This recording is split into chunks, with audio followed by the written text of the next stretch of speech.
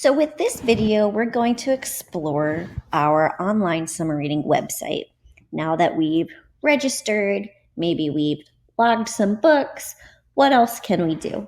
Well, what we can do first and foremost is create an avatar.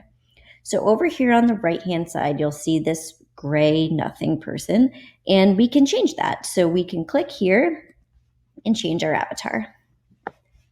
The avatars are different for each age group. So for this one, we have a fun background we can change, a building we can add,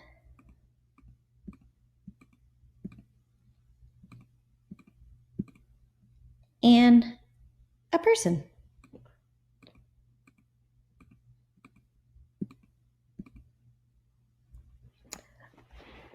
Once you've selected something that you like, you can click Save Changes.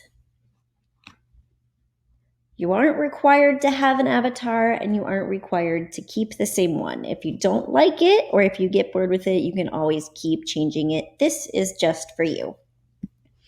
Another thing we can do, in addition to logging our books and changing our avatar, is participate in a mission. Again, like with your avatar, each mission is different based on your age group. So for the 3rd to 5th grade one, for this example, we have a story time. So what this is you just want to read this short story below and answer the questions.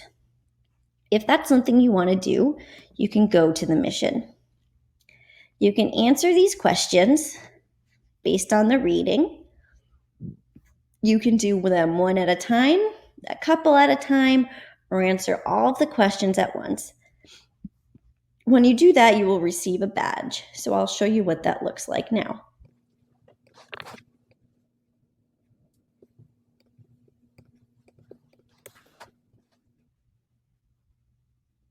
If you answer a question wrong, you will see that it tells you that you've entered it incorrectly.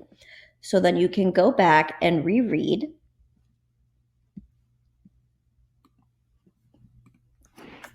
to submit the right answer.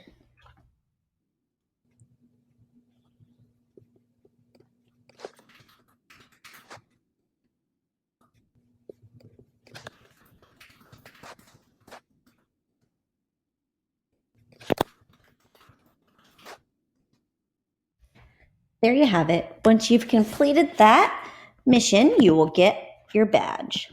And this is another badge that you can earn in addition to the ones you get just for logging your books. So what else? The only other thing that I would like to show you is that there are games here that we can play. We've got 2 available for you.